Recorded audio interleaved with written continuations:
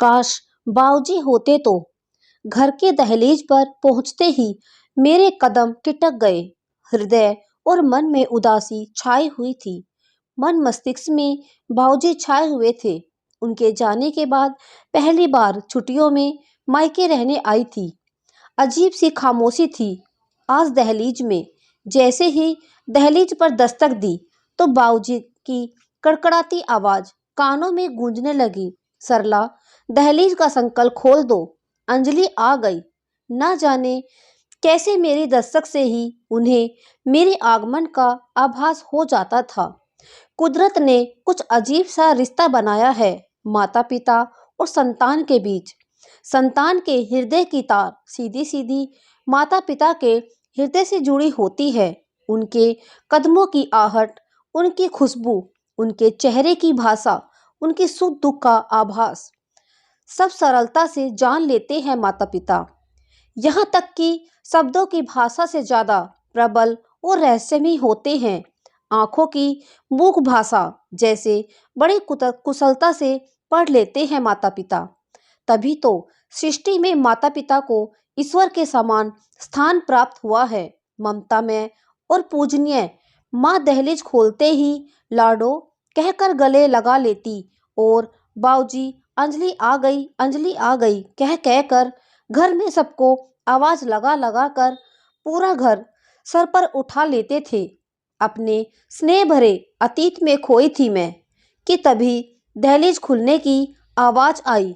सामने रामू काका खड़े थे। रामू काका हमारे परिवार के सदस्य के समान थे। घर के सभी काम अत्यंत निपुणता से करते थे। परिवार को एक सूत्र में बांधने की जिम्मेदारी बखूबी निभा रहे थे वे। वरना आजकल के जमाने में संयुक्त परिवार लुप्त से हो गए हैं। ये तो रामू काका हैं जो अभी तक ये परिवार अभी तक संयुक्त है, अन्यथा बाऊजी के जमाने से थे। इसलिए सभी परिवार वाले संपूर्ण मान देते थे उन्हें।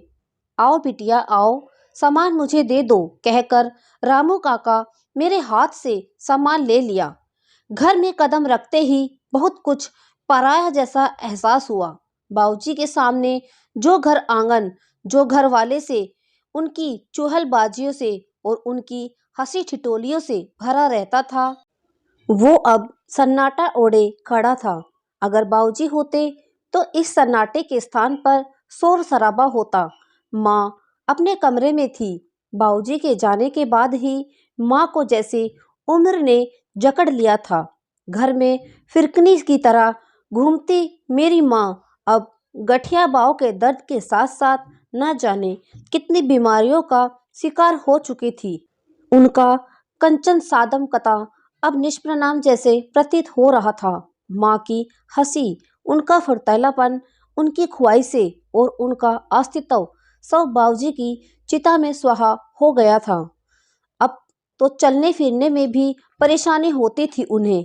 कैसी हो माँ, मैंने कहकर उन्हें गले लगा लिया। अच्छी हूँ लाडो, ससुराल में सब ठीक है? जमाई बाबू और बच्चे नहीं आए क्या? एक साथ प्रश्नों की झड़ी लगा दी थी माँ ने। अरे रामू, जा जा तीनों बहुओं के कमरे में खड़खड़ा कर कह दे कि अंजलि आ गई है। और अंजलि बेटा, जा तू भी थोड़ा मुंह हाथ धो ले। सफर से आई है ना, थक गई होगी। मैं इतने रामू से कहकर तेरे लिए चाय बनवा देती हूँ। मुझे पता है कि चाय पीते ही तेरी सारी थकान उतर जाएगी। बिना अपने प्रश्नों का उत्तर लिए माँ अपनी ही रो में बोले जा रही थी। उनकी लाड़ भरी बातों से मेरी आंखें भीग गईं। हर बात में कल्पना में बाऊजी आने लगे थे। बाऊजी होते तो सभी यही जमघट लगाए होते। यूं सबको कमरे से बुलाना ना पड़ता। तीनों भाई मुझे अपने पास बैठाकर दुनिया जहां की बातें कर रहे होते और भाभियाँ भाभियाँ चाय नाश्ते के साथ साथ बातों की जुगलबंदी कर रही होती। अजीब रुतबा था बाऊजी का, ऊपर से कड़क किंतु भीतर से एकदम नर्म। सबसे छोटी होने के कारण मैं सबकी लाडली थी, खास तौर पर बाऊजी की। वे सदा मेरी हर इच्छा पूरी करते, पलकों पर बैठाकर रखा था मुझे। उनके इसी लाड़ के कारण अक्सर उनमें और माँ में झड़प हो जाती थी।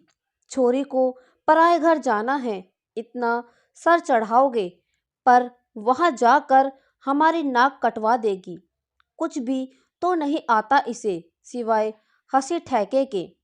कितनी बार कह चुकी हूँ इससे लाडो घर का कुछ काम काज सीख ले, मगर इसके कानों पर तो जू भी नहीं रेंगती।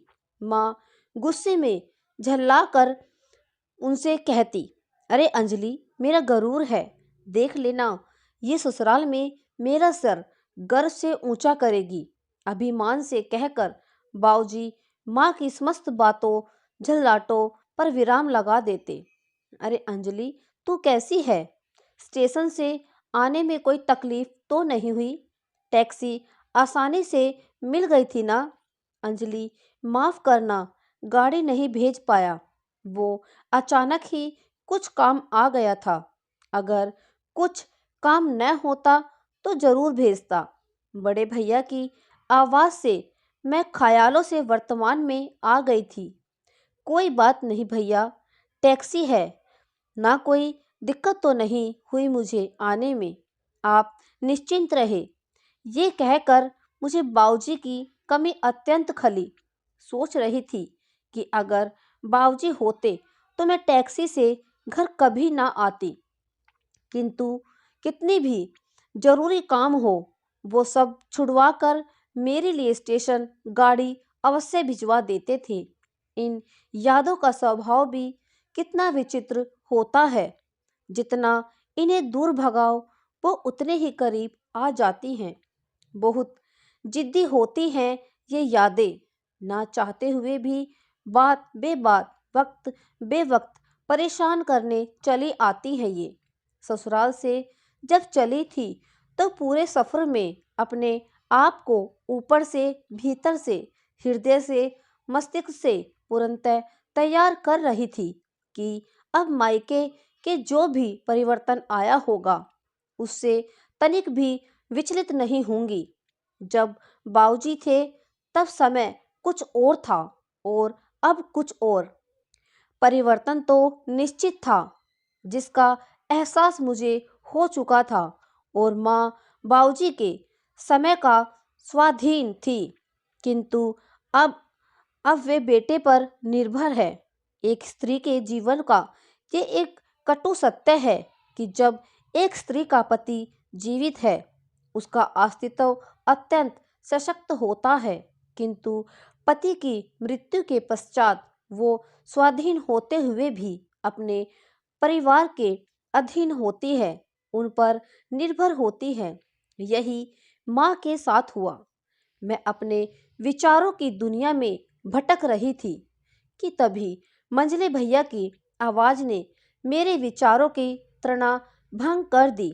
अरे अंजलि, कैसी है तू? अकेली आई है? विशाल और बच्चे नहीं आए? मैं अच्छी हूँ मंझले भैया, बच्चे पढ़ाई में व्यस्त थे और विशाल, उनका तो आपको पता ही है, कभी भी मीटिंग आ जाती है, इसलिए सोचा मैं ही चली जाऊं अकेली।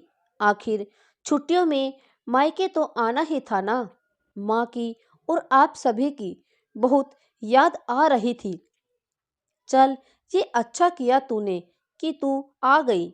मंझले भैया की बात से मन में कुछ दरक सा गया। क्या भैया को विशाल और बच्चों के न आने का जरा भी अफसोस नहीं था? अगर बाबूजी होते तो इस बात पर अपनी कड़कती आवाज में मुझे विशाल और बच्चों को न लाने के लिए डांट लगाते और कहते, अंजलि, बच्चों की पढ़ाई और मीटिंग्स कुछ दिन के लिए आगे पीछे भी हो सकती है। एक छुट्टियां ही तो होती हैं सबके मिलने जुलने के लिए, उसमें भी बच्चों को तूने पढ़ाई लिखाई में लगा दिया। अरे, बच्चों के बिना उनका ननिहाल सूना है, समझी? मंझले भैया की तरह छोटे भैया ने भी उनके वाला वाक्य दोहरा दिया।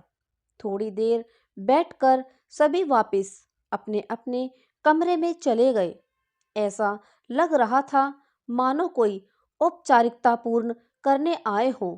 वो भाई बहन वाला प्रेम, स्नेह, चुहलबाजी, हंसी ठिठोली सब लुप्त से हो गए थे। जिस घर आंगन में मैं पली बड़ी हंसी खेली, आज वो सूने खड़े हैं। मेरा अपना घर, मेरा मायका अब पराया सा प्रतीत हो रहा था। बाबूजी के बाद मायके में इस परिवर्तन को अपनाना बहुत पीड़ादायक हो रहा था। सोचना जितना सरल था, यथार्थ स्वीकारना उतना ही कठिन। मायके में तो हर बेटी के प्राण बसते हैं। आखिर जन्म से विवाह तक कितने वर्ष जिए होते हैं एक बेटी ने, अनगिनत यादें सजाई होती हैं। मायके जाने के लिए, अपने आप को तरोताजा करने के लिए, अपना बचपन जीने के लिए छुट्टियों का बेसब्री से इंतजार होता है। एक मायका ही तो होता है जहां हम सभी बेटियां हृदय खोलकर बातें करती हैं, हंसती हैं। इसलिए अब इस परिवर्तन को स्वीकारने में पीड़ा तो होगी ना। पूरे सप्ताह बस ऐसे ही औपचारिकताओं में बीत गया। ना कोई लाड़ चाव हुए और न ही कोई हंसी ठिठोलियां। बस एक घर की बेटी का औपचारिक रिश्ता बन गया। बाबूजी होते तो मैं इसी पूरे सप्ताह में पूरे वर्ष भर के लिए यादें संजो कर उन्हें समेट लेती और अगले वर्ष पूरे उत्सुकता और उत्साह से छुट्टियां में मायके आने का इंतजार करती। पूरे लाड़ चोचले होते मेरे भाई भाभीियों ने मुझे पूरे रीति रिवाज के साथ विदा कर दिया। अच्छा अंजलि, ठीक तरह से जाना और हाँ, सकुशल पहुंचने के बाद फोन करके जरूर बता देना। अपना ध्यान रखना। बाय। स्टेशन पर छोड़ने आए बड़े भैया सीट के नीचे मेरा सामान जचाते हुए बोले, अच्छा चलता हूँ, अपना ध्यान रखना। अपना कर्तव्य पूरा करते हुए वे चले गए। मैं उन्हें जाते हुए देख रही थी और मेरी आंखें लगातार बह रही थी। सोच पर हमारा बस नहीं होता, न चाहते हुए भी दिमाग पर हावी हो जाता है। सोचने लगी कि बाबूजी होते तो वे ट्रेन जाने से पहले वापस कभी न जाते, बल्कि ट्रेन जाने तक, जब तक मैं उनकी आंखों से ओझल न हो जाती, अपना ममता में हाथ हिलाते रहते। मायका सभी बेटियों का गुरूर और शान होता है। हर बेटियों की हृदय से कामना होती है कि उसका मायका खुशियों से आबाद रहे। माता पिता के बाद भाई भाभीियों से उनका मायका सदा बना रहे। उसके द्वार खुले रहते हैं, पूरे मान सम्मान मिलता है। किंतु ये भी एक सत्य है, लाड़ चोचले तो बेटियों के माता पिता ही करते हैं, वरना बात बात पर बाबूजी होते तो उनकी यादें न सताती। तो दोस्तों, यह कहानी आपको कैसी लगी कमेंट में ज़रूर बताएं। वीडियो को लाइक करें, शेयर करें और हमारे चैनल को सब्सक्राइब करें। Thank you.